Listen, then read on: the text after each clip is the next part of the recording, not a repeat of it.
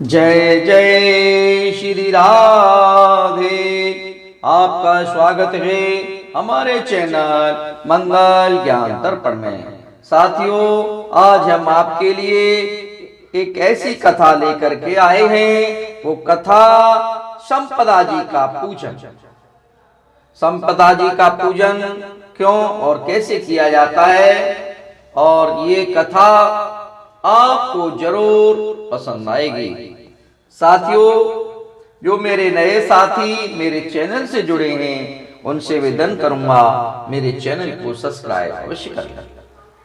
साथियों, यह कथा हमारे देश के एक राजा की है, राजा से संबंधित है। ये कथा हम आपको सुनाने जा रहे हैं। साथियों, चैत्र मास की कृष्ण पक्ष की प्रतिपदा को धन संपत्ति की देवी संपदा जी का डोरा बांधते हैं तथा उस डोरे को वैशाख मास में कोई अच्छा दिन देखकर डोरा खोलते हैं। डोरा बांधते समय और डोरा खोलते समय व्रत रखकर कथा सुनते हैं। व्रत में पूजन करने के बाद दिन में एक बार हलवा पूरी का भोजन किया जाता है और डोरे में 16 तार और 16 गांठें लगाकर हल्दी में रंग लेते हैं। अब हम आपको कथा सुनाते हैं। हमारे देश में एक राजा हुए थे। उन राजा का नाम था नल, राजा नल। उनकी पत्नी का नाम था दमयंती। एक बार चैत्र मास की प्रतिपदा को बुढ़िया रानी दमयंती के पास आई। उसने अपने गले में पीला गांठ लगा डोरा बांध रखा था। रानी ने उससे डोरी के बारे में पूछा तो वह बोली, यह संपदा का डोरा है।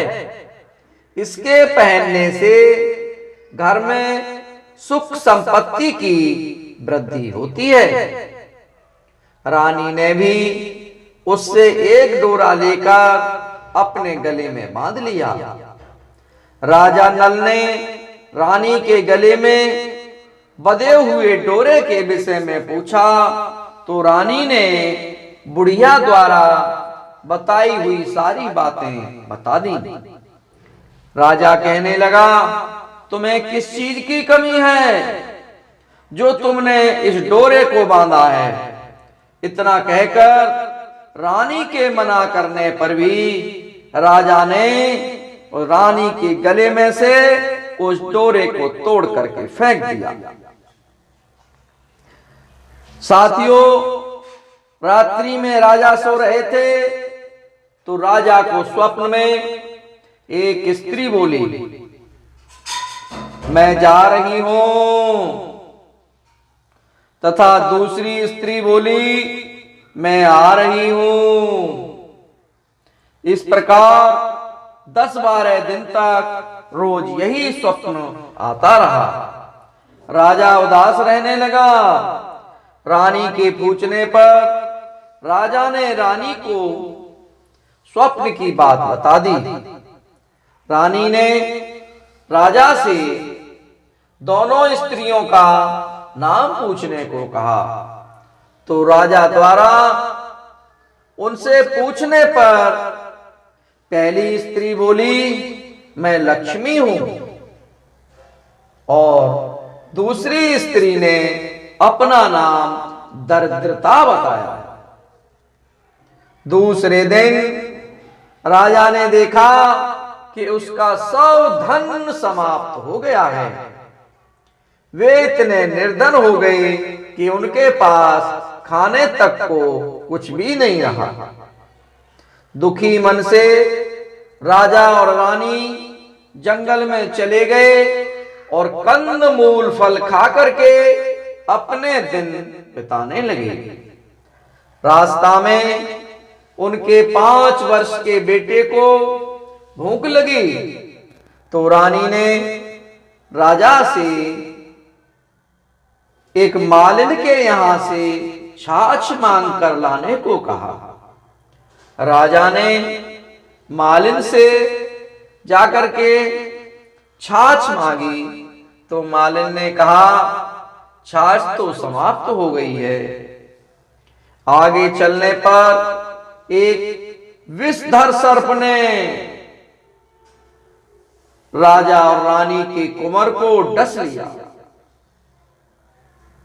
साथियों, और आगे चलने पर राजा 2 तीतर मार करके लाए। रानी ने उन तीतरों को भून लिया और भुने हुए तीतर भी उड़ गए। वो चाहते थे कि हम इन तीतरों को मार करके खाएंगे भूंज करके और हमारी भूख मिट जाएगी, लेकिन वो भुने हुए तीतर भी उड़ गए।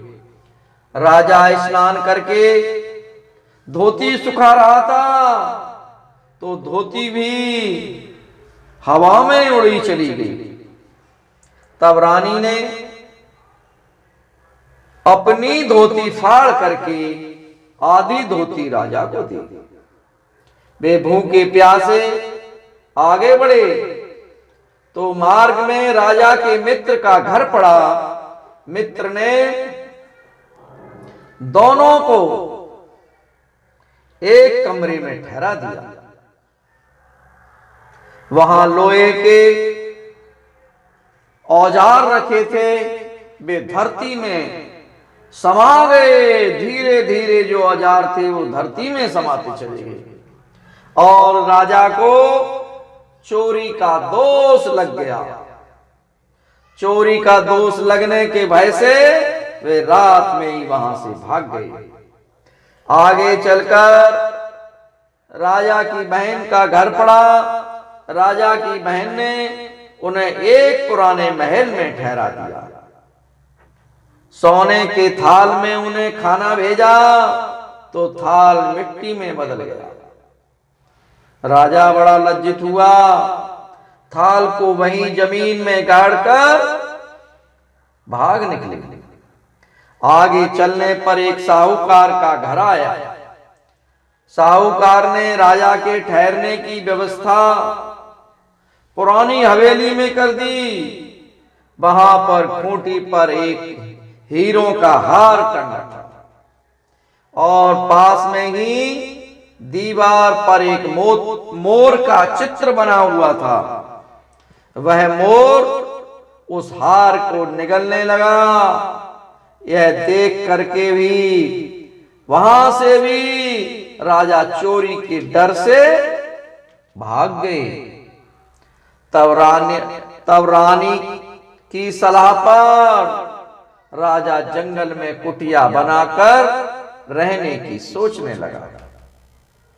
वे जंगल में एक सूखे बगीचे में जाकर ठहरे। वह बगीचा हरा भरा हो गया। बाग का स्वामी यह देखकर बड़ा प्रसन्न हुआ।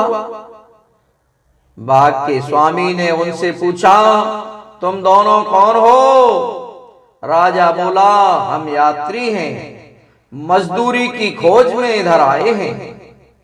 बाग के स्वामी ने उन्हें अपने यहां नौकर बना करके रख दिया। एक दिन बाग की स्वामिनी बैठी बैठी कथा सुन रही थी और डोरा ले रही थी। रानी के पूछने पर उसने बताया कि यह संपदा का डोरा है। रानी ने भी कथा सुनकर डोरा ले लिया। राजा ने रानी से पूछा, यह कैसा डोरा बांधा है? रानी बोली, यह वही डोरा है जिसे आपने एक बार तोड़कर फेंक दिया था और हमें इतनी विपत्तियां झेलनी पड़ रही हैं। संपदा देवी हम पर नाराज हैं, लक्ष्मी देवी हम पर नाराज हैं। रानी बोली, यह संपदा माता सच्ची है तो हमारे दिन फिर से लौट आएंगे।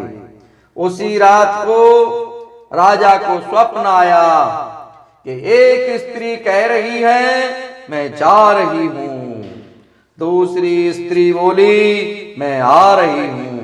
राजा के पूछने पर पहली स्त्री ने अपना नाम दरिद्रता बताया और दूसरी ने अपना नाम लक्ष्मी बताया। राजा ने लक्ष्मी से पूछा, अब तो नहीं जाओगी? लक्ष्मी बोली, यदि तुम्हारी संपदा का डोरा लेकर कथा सुनती रहोगी तो मैं नहीं जाऊंगी, यदि तुम डोरा तोड़ दोगे तो चली जाऊंगी। उस बाग की मालकिन किसी रानी को हार देने जाती थी। उस हार को दमयंती बनाती थी। रानी को वह हार बहुत पसंद आया। रानी के पूछने पर मालकिन ने बताया कि हमारे यहाँ एक दंपति नौकरी करते हैं, उसने ही यह हार बनाया है। तो रानी ने बाग की मालकिन से दोनों के नाम पूछने को कहा। घर जाकर उस बाग की मालकिन ने उन दोनों के नाम पूछे तो उसे पता चला कि वे नल और दमयंती हैं। बाग का मालिक उनसे क्षमा मांगने लगा तो राजा नल ने उनसे कहा कि हमारे दिन खराब चल रहे थे, इसमें तुम्हारा कोई दोष नहीं है। अब दोनों अपने राजमहल की तरफ चल दिए। रास्ते में साहूकार का घर आया। वह साहूकार के यहाँ ठहरे। वहां साहूकार ने देखा कि दीवार पर बना मोर 9 लखा हार को उगल रहा है। साहूकार ने राजा के पैर पकड़ लिए और क्षमा मांगी। आगे चलने पर वह अपनी बहन के घर पहुंचा। राजा बहन के पुराने महल में ही ठहरा था। तो राजा ने वह जगह खोदी तो हीरों से जड़ित थाल निकल आया। राजा ने बहन को बहुत सा धन भेंट स्वरूप दे दिया। आगे चलकर मित्र के घर पहुंचकर उसी कमरे में ठहरा।